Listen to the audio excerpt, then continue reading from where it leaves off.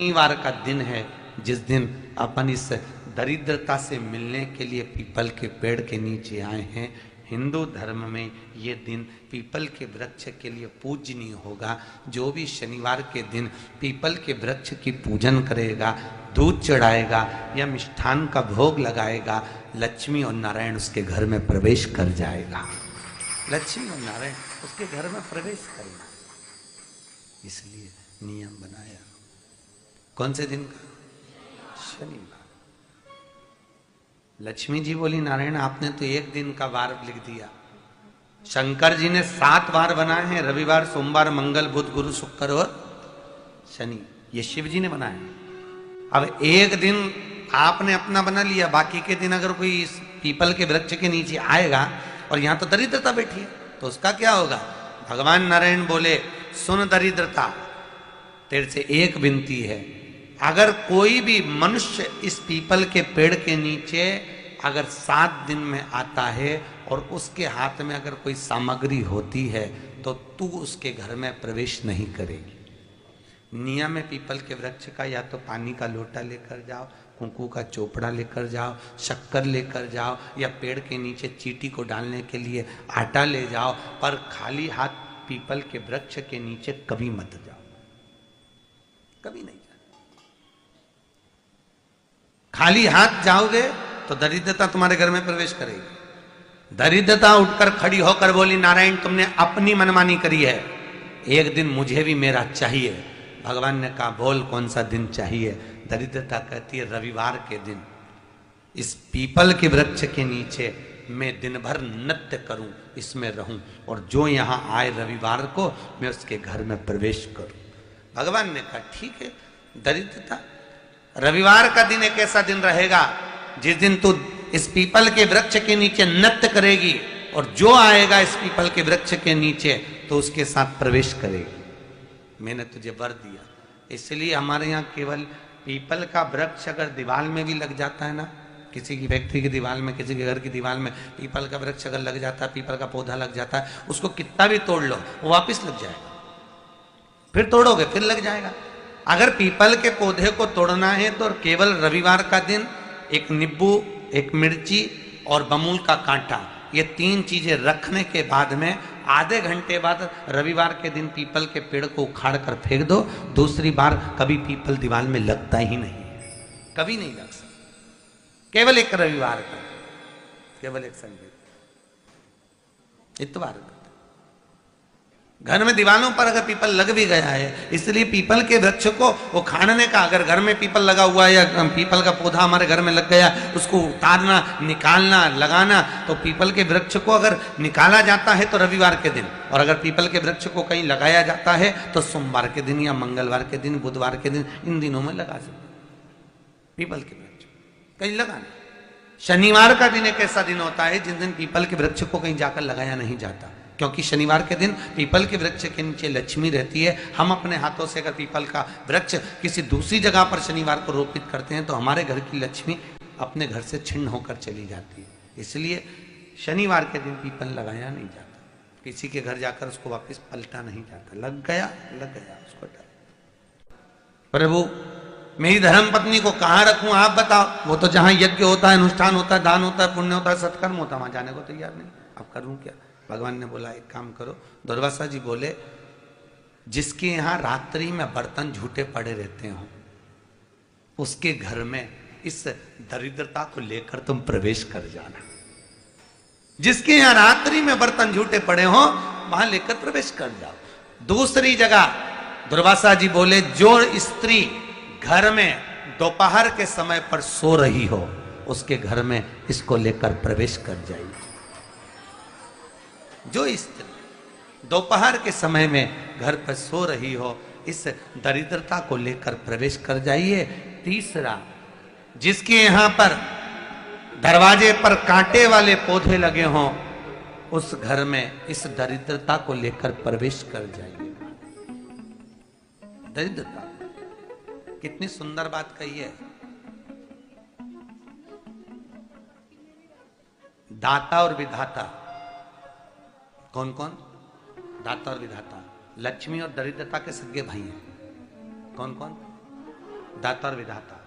दाता को फिटकरी प्रिय है, विधाता को नमक प्रिय है। ये दोनों हमेशा लक्ष्मी को और दरिद्रता को दोनों को समझाते थे, दोनों में प्रेम बढ़ाते थे। आज भी हिंदू धर्म की रीति है, यहां तो ठीक है, जिसके यहां पर भी अगर थोड़ी सी भी परेशानी होती है, थोड़ा सा क्लेश होता है, अशांति होती है, लक्ष्मी नहीं टिक रही हो, काम नहीं बन रहे हो, बहुत प्रयास करा जा रहा हो और हमारा कार्य नहीं होता, तो क्या करते हैं? फिटकरी और नमक को पानी में डाल देते हैं और घर में पोछा लगा देते हैं। आप लोगों ने आजकल फेसबुक पे भी पढ़ा होगा, व्हाट्सएप पे भी पढ़ा होगा। तो क्यों लिखा उसमें? उसका कारण ही केवल ये है कि दाता और विधाता की प्रियता उसमें। माता ख्याति के जो 4 बच्चे हुए, इसमें जो 2 लड़के हैं, दाता और विधाता, उसकी प्रियता उसकी पूर्णता उस। अब दुर्वासा जी बोले अपनी धर्म पत्नी को वहां लेकर, जहां कांटेदार पौधे लगे हों वहां पर लेकर प्रवेश कर जाइए।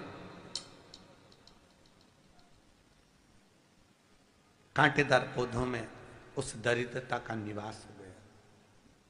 पीपल के पेड़ के नीचे हम लक्ष्मी जी के साथ शनिवार के दिन आपसे मिलने के लिए आए हैं। शनिवार के दिन जो पीपल के वृक्ष के नीचे दिया लगाएगा, उसके घर में कभी संपदा की कमी नहीं होगी। सारे दिन पीपल के वृक्ष के नीचे हमारा निवास होगा। आज भी नियम है, जिसको शनि लग जाता है, एक काजल की डिब्बी ले लो और काजल की डिब्बी को 21 बार उतार कर उसको एकांत में जाकर, जंगल आदि में एकांत में किसी पेड़ के नीचे इतना सा खड्डा खोद कर उसमें काजल की डिब्बी को डाल दो और मिट्टी से पूर दो, उस व्यक्ति का शनि समाप्त हो जाता है। काशी विश्वनाथ का नाम लेकर काजल की डिब्बी को 21 बार उतार कर अगर काशी विश्वनाथ का नाम लेकर शनि वाले व्यक्ति को अगर पेड़ के नीचे दबा दे, शनि समाप्त। शनि उसको शनिवार के दिन जो पीपल के वृक्ष में सरसों के तेल का दीप लगाता है, उसको शनि कभी परेशान नहीं करता। एक बात हमेशा ध्यान रखिएगा, मान लो अगर कोई भारी रोग ऐसा शनि महाराज के कारण हो गया हो, अच्छे काम करते करते उल्टे हो रहे हैं, होते हैं किसी किसी के साथ में, विपरीत परिस्थितियां आ जाती है, अच्छा करने जाओ बुरा हो जाता है, अच्छा कर्म करने जाओ बुरा हो जाता है।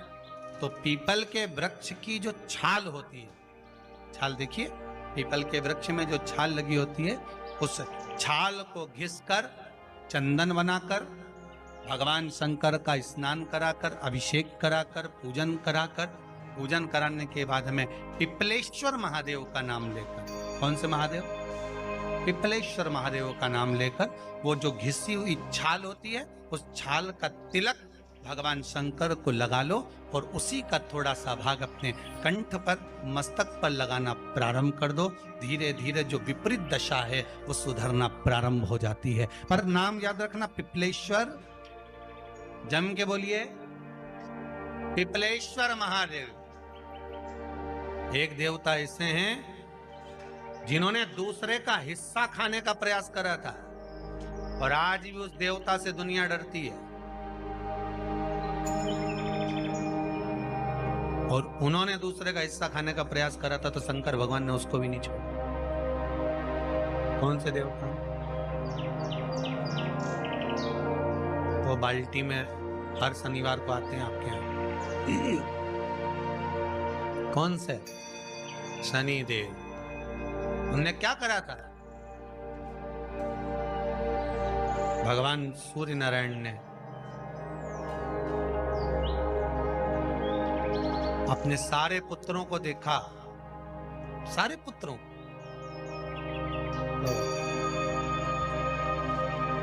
सारे पुत्रों को देखकर आज मेरे सूर्य नारायण भगवान बड़े सुखी, बड़े प्रसन्न।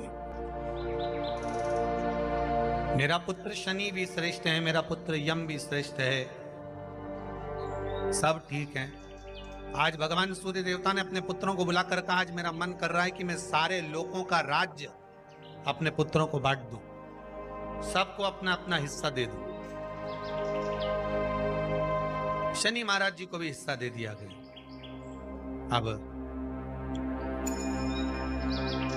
जब शनि महाराज जी को हिस्सा दे दिया तो शनि महाराज जी संतुष्ट नहीं हुए। दुनिया में ऐसे लोग बहुत सारे हैं जो संतुष्ट बहुत कम हो पाते हैं। शनि देव के मन में संतुष्टि नहीं हुई। जब शनि देव के मन में संतुष्टि नहीं हुई तो शनि महाराज उसी समय पर अपने सारे भाइयों का हिस्सा बटोरने लगे, उस पर कब्जा करने लगे। कब्जा करने लगे तो सूर्य देवता की आंख में जल भर गया। कितना तेजवान सूर्य नारायण, कितने तेजवान, कितना तेज भगवान सूर्य के पास में था। पर शनि महाराज को देखकर आज रो रहे हैं। शनि महाराज को, शनि महाराज ने अपने भाइयों के इस हिस्से पर क्या कर लिया। सूर्य नारायण भगवान की आंखों में जल भर गया कि मेरा पुत्र ऐसा कर रहा है। शनि को बुलाया सूर्य नारायण भगवान ने, समझाया और नहीं माना। किसी किसी की नियत होती है कि इसको इतना कैसे दे दिया, अम्मा ने इसको इतना कैसे दे दिया, पिताजी ने इसको इतना कैसे दे दिया, मैं तो कब्जा करूंगा, दुकान नहीं छोड़ूं, घर नहीं छोड़ूं, ये नहीं छोड़ूं, वो नहीं छोड़ूं। मत छोड़, एक दिन संसार छोड़कर जाना पड़ेगा। तब कहीं जमीन जायदाद छाती पे बांध के ले जाएगा। नहीं माने तो सूर्य देवता ने अपने गणों को भेज दिया, जाओ जरा शनि महाराज को जरा हटाओ वहां से। शनि महाराज को गुस्सा आया और शनि महाराज ने उन सारे गणों को नष्ट कर दिया। सूर्य नारायण रो रहे हैं। भगवान शंकर की पंचायत में सूर्य देव भी हैं, मतलब शंकर भगवान के मित्रों की गणना में सूर्य आते हैं। भगवान विष्णु, सूर्य नारायण, शंकर भगवान, माँ दुर्गा, गणेश जी, ये पंचायत है ना शंकर की, शिव पंचायत। शिव परिवार में कार्तिकेय, गणेश जी, पार्वती जी, शंकर जी, नंदी, ये शिव परिवार। पंचायत में सूर्य देवता। सूर्य नारायण को रोता हुआ देखकर भगवान शंकर को बड़ा दुख हुआ। शिव जी ने पूछ लिया, क्या बात है, आप रो रहे हो? नारायण क्या हो गया? मेरा बेटा मानने को तैयार नहीं है। आप चिंता मत करो, अभी देखता हूं मैं जाकर। और भगवान शंकर ने जाकर तुरंत सूर्य नारायण भगवान के कहने पर शनि देव को जाकर समझाया। इतने में तो शनि देव आग बबूला हो गए। आग बबूला होकर शनि देव ने कहा, ए शिव, आप मुझे जानते नहीं हो? शंकर भगवान ने कहा, क्या जानना है ये बताओ, क्या जानना है ये बताओ। शनि देव कहते हैं, आप मेरी दृष्टि को नहीं जानते। शंकर भगवान ने कहा, तू भी नहीं जानता कि तेरी दृष्टि खराब कैसे हुई। तेरी दृष्टि को श्राप किसका लगा है तुझे नहीं मालूम क्या? शंकर भगवान ने जब समझाना चालू करा कि देख शनि देव, तुम तो कह रहे हो, तुम तो बोल रहे हो कि मेरी दृष्टि नहीं जानते। हम जानते हैं आपकी दृष्टि, मना नहीं है, जाना, पर आप नहीं जानते क्या? शिव जी जानते हैं। शिव जी ने कहा, मैं सब जानता हूं। आपका विवाह करा सूर्य देवता ने, आपकी पत्नी घर में आ गई, आप अपनी पत्नी को देखते तक नहीं थे, इसलिए आपकी धर्म पत्नी ने आपको श्राप दिया कि जिस पति ने मुझ पर दृष्टि नहीं डाली, मेरे वो पति की दृष्टि कुदृष्टि हो जाए, जिस पे डालेगा वो बर्बाद हो जाए। शनि महाराज ने कहा, आप मेरी पत्नी की याद मत दिलाओ। शंकर भगवान बोले, ए शनि, फिर समझा रहा हूं, हिस्सा छोड़ेगा कि नहीं छोड़ेगा? शनि बोले, नहीं छोड़ूंगा। शंकर भगवान ने उठाया, पीपल के पेड़ के नीचे ले गए और पीपल के पेड़ के नीचे शनि महाराज को उल्टा लटका दिया। 19 साल तक शनि महाराज को पीपल के पेड़ के नीचे शंकर जी ने लटका के रखा। अब बोल, 19 वर्ष तक शनि महाराज पीपल के वृक्ष में, पीपल की जड़ पर बंधे रहे, बोले ही नहीं, सीधे टंगे रहे। अब दूसरे का हिस्सा खाने वाले को जब शनि महाराज जैसे के लटका दिया भोलानाथ ने, तो तुम कहीं लगो रे लाइन में? मेरा विचार तो करो। 19 वर्ष तक शनि महाराज लटके रहे, तब 19 वर्ष नेत्र बंद कर कर शनि महाराज ने शंकर की आराधना करी कि दुनिया में कोई ऐसा नहीं जो मुझे उल्टा लटका दे, केवल एक यही है जिनने मुझे लटकाया है। तो 19 वर्ष तक तप करा तो शंकर जी प्रसन्न हो गए। धरनी को हटाकर पार्वती को लाए, साथ में आशीर्वाद दिया, शनि महाराज को खोला। वर मांगो, तुम्हें क्या चाहिए, मांगो तुम्हें क्या चाहिए। शनि महाराज ने कहा मांगूंगा कुछ नहीं, आप वर दे दीजिए। शंकर जी ने कहा मैं तुम्हें दंड अधिकारी बनाता हूं कि आप अच्छे और बुरे का दंड दोगे, आप अधिकारी बनकर बैठोगे, मेरा आशीर्वाद तुम्हारे साथ में। दंड अधिकारी भगवान शंकर का एक अवतार है पिपलाद अवतार। पिपलाद अवतार जब दधीचि ऋषि की अस्थियां चली गई, उनकी धर्मपत्नी सुवाच ने देखा मेरे पति को मार दिया गया, मेरे पति की अस्थियां ले गए राक्षसों का संहार करने के लिए, उनकी अस्थियां लेकर चले गए, मेरा पति चले गया। सुवाच गर्व से थी, मरना चाहती थी, प्राण छोड़ना चाहती थी। शिव जी ने देखा ये तो अग्नि के ऊपर चढ़कर अपनी देह त्याग रही है। शंकर भगवान ने आकर कहा रुक जा सुवाच, रुको, तुम्हारे गर्भ में बच्चा है, तुम्हारे गर्भ में बच्चा है, वो बच्चा मर जाएगा, अब इस बच्चे को जन्म देकर भी क्या करूं। नहीं पिता, तुम्हारे गर्भ में जो बच्चा है वो महाज्ञानी है, तुमने मुझसे प्रसाद के रूप में मांगा था, कहा था शिव जैसा पुत्र होना चाहिए, तो क्या तुम शंकर को नष्ट कर दोगे। मैं शंकर को जन्म दूंगी। सुवाच ने 2 पत्थर उठाए, अपने गर्भ पर मारना प्रारंभ करा, गर्भ पर मारा, बच्चे ने जन्म लिया। बच्चा 7 महीने का था, उस बच्चे को उठाकर पीपल के कोटर में रख दिया। पीपल की कोटर, एक गिलहरी पीपल के फल को लेकर आती थी, पिपलाद के मुंह में देती थी। शिव का एक, इसलिए शंकर का नाम ही पिपलेश्वर महा। शिव का एक अवतार पिपलाद के रूप में हुआ है। तुम क्यों चिंता करती हो, तुम चिंता मत करो, तुम्हारा पुत्र जन्म दो तुम। और दिया धन सुवाच ने, उसके बाद प्राणों को त्यागा। और उस पीपल के कोटर में अगर भरण पोषण करने वाला कोई था तो वह देवाधिदेव महादेव था। फिर निवेदन करेंगे, माता के गर्भ में बच्चा रहता है, उसका भरण पोषण करने वाला मेरा देवाधिदेव महादेव है। अगर जन्म उसने दिया है तो मृत्यु भी वो देगा। अगर तुमको कुछ ज्ञान दिया है तो अच्छी जगह पर भी वही पहुंचाएगा। आप जो अभिलाषा लेकर आते हैं, बच्चे कहते हैं हमारी नौकरी नहीं है, सर्विस नहीं है, हम इस कॉलेज में पढ़ना चाहते हैं, हम इस जगह जाना चाहते हैं, हम इस पद पर जाना चाहते हैं, बस इतना याद रखना, तुम्हारा भाग्य बुरा नहीं होता। कभी भी याद रखना, संसार में जिसको भगवान ने जन्म दिया उसकी किस्मत कभी बेकार नहीं हो सकती। अगर भगवान तुम्हारी किस्मत बेकार होती तो जानवर बनाकर पैदा करता, इंसान बनाकर नहीं। किस्मत अच्छी थी इसलिए इंसान बनकर पैदा, जानवर बनाकर पैदा नहीं करा। अगर तुम्हारी किस्मत अच्छी थी इसलिए मनुष्य बनकर पैदा हुए हो, इंसान बनकर पैदा हुए हो, मानव बनकर पैदा हुए हो। भगवान को दोष मत देना कि भगवान ने किस्मत बेकार दी है। भगवान ने किस्मत अच्छी बनाई है इसलिए तुझे मृत्यु लोक में जन्म दिया। भगवान ने भाग्य अच्छा बनाया इसलिए तुझे शिव महापुराण की कथा सुनने का मौका दिया। नहीं तो भाग्य में नहीं होती तो कहां से मिल जाती। किस्मत अच्छी है तो भगवान नौकरी भी लगाएगा, धंधा भी करवाएगा, सर्विस भी कराएगा, विवाह भी करेगा, शादी भी करेगा, मकान भी बनाएगा, जायदाद भी देगा, संतान भी देगा। उसने दिया है पेट तो भरेगा वही। हम काय को अपने माथे पर ले। मैंने इतनी पढ़ाई कर ली, मैं इंजीनियर हो गया, मैं ये बन गया, मैंने तो ये कर लिया, उसके बाद भी मैं घर में बैठा हूं, मेरा छोरा घर में बैठा, इतना पढ़ने के बाद बैठा। जन्म उसने दिया है, भाग्य उसका है, किस्मत उसकी है, तो कहो उसको कि शंकर का भजन कर, मंथन करे, मक्खन निकलेगा और घी भी जरूर बने। हारना मती।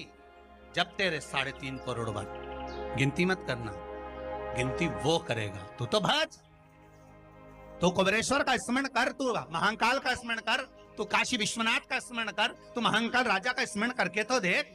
शिव का भजन कर, 1 लोटा पानी ले जाकर रोज चढ़ा शंकर जी के मंदिर में जा। शिव से भजन करने में क्या देरी। नहीं जा सकता शिव मंदिर में जाने में। बच्चों को अगर शर्म आती हो तो बेलपत्री के पेड़ के नीचे पानी चढ़ाया, वो भी नहीं कर सकता तो पीपल के पेड़ के नीचे चढ़ाया, वो भी नहीं कर सकता तो आंवले के पेड़ के नीचे चढ़ाया। पर कहीं जुड़ तो सरी, एक बार साध तो सरी, पकड़ने का प्रयास तो करो परमात्मा। भगवान देवाधिदेव महादेव को जल चढ़ाते हैं, उसके 5 अलग अलग तरीके हैं। बहुत सावधानी से सुनना कथा, आपकी और हमारी जिंदगी की सार्थकता को सिद्ध करने वाली कथा। आज पंजाब की इस पवित्र भूमि पर अगर यह प्रसंग निकला है तो इसको आप अगर सुनेंगे तो आपका जीवन सार्थक होगा। शिव जी को 5 तरह से जल चढ़ाने का तरीका है।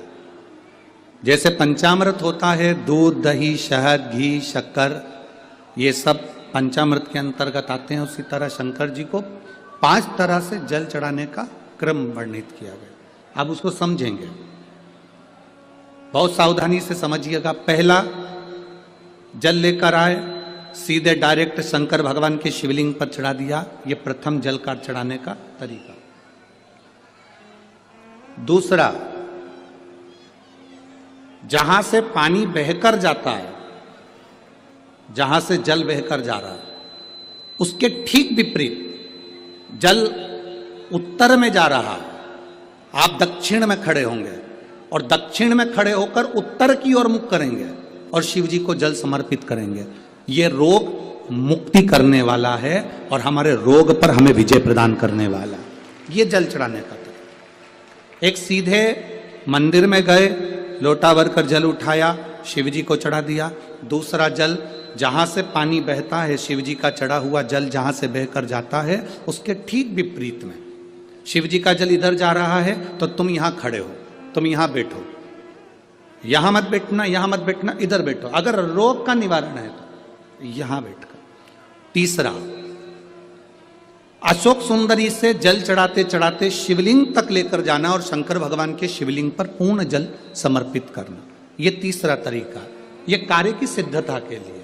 हम जब किसी से आस न लगाकर परमात्मा से विनती करते हैं तो वो विनती करने का तरीका। तीसरा। चौथा, शिव जी पे चढ़ा हुआ जल 5 जगह पर समर्पित करना। गणेश जी, कार्तिकेय, अशोक सुंदरी, शिवलिंग और जलाधारी। ये चौथा क्रम है। जब जिस नारी का, जैसे मेरा नाम मोनिका है, मेरे पति का नाम संजय सिंह है, मैं दिल्ली स्वरूप नगर के निवासी हूं, मेरा फोन नंबर ये है। कहीं बैठी हैं? मैं बाबू को लाए हैं क्या? नहीं लाए? ठीक है, मैं प्रणाम करने के लिए लाई हूं। गुरुदेव, बाबा बाबा है। बैठी है बहन। शिव तत्व है। एक जल चढ़ाने का तरीका। शिव जी को हम जो जल चढ़ाते हैं उसका एक तरीका भी हमारी जिंदगी में अगर हमने उसको स्मरण में रख लिया तो हमारी कार्य की सिद्धता को सिद्ध कर देता, हमें सफलता की ओर लेकर चले जाता है। सीधे जल चढ़ाना, दक्षिण में बैठकर उत्तर की ओर मुख कर कर जल चढ़ाना, अशोक सुंदरी से लेकर शिवलिंग तक जल चढ़ाना, 5 स्थान पर गणेश, कार्तिकेय, अशोक सुंदरी, जलाधारी, शिवलिंग पर जल चढ़ाना 5 स्थान पर। ये चौथे नंबर का। और 5वां जल समर्पित करना।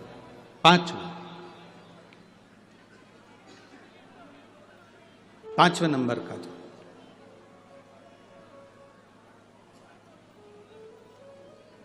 शिव जी को 5म नंबर का जो जल आता है, जो जलाधारी है, ऊपर जिसमें पानी भरा रहता है और नीचे एक एक बूंद टपकता रहता। जलाधारी में जल समर्पित कर कर उसी जल को बचाकर अशोक सुंदरी वाली जगह पर थोड़ा सा चढ़ाकर उसी में से जल शिवलिंग पर जब हम समर्पित करते हैं तो हम जिस कार्य के लिए जा रहे हैं वो कार्य सब। बाती का प्रमाण अलग होता है। लंबी बाती क्यों लगाई जाती है? भगवान के मंदिर में दीप में, देवियों की पूजन में, लक्ष्मी की वृद्धि के लिए। कौन से देवता के यहाँ लंबी बत्ती लगती है और कौन से देवता के यहाँ गोल बत्ती लगती है, उसका भी प्रमाण बनना।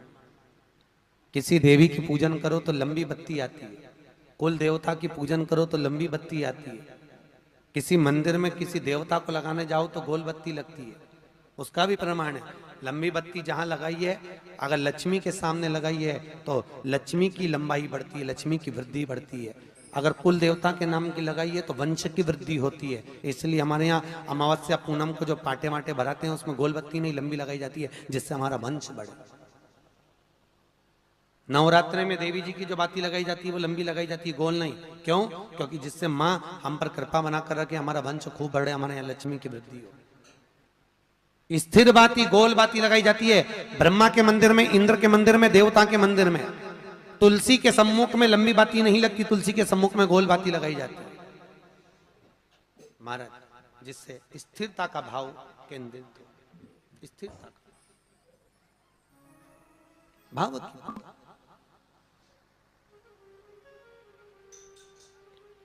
पीपल के वृक्ष के नीचे कभी लंबी बाती नहीं लगती, बड़ के पेड़ के नीचे कभी लंबी बाती नहीं लगती, आंवले के पेड़ के नीचे कभी गोल बाती नहीं लगती, आंवले के वृक्ष के नीचे लंबी बाती लगना चाहिए। धन की वृद्धि, सुख समृद्धि। तुलसी के पौधे के नीचे लंबी नहीं लगती, गोल बाती लगती, बातियों का भी प्रमाण।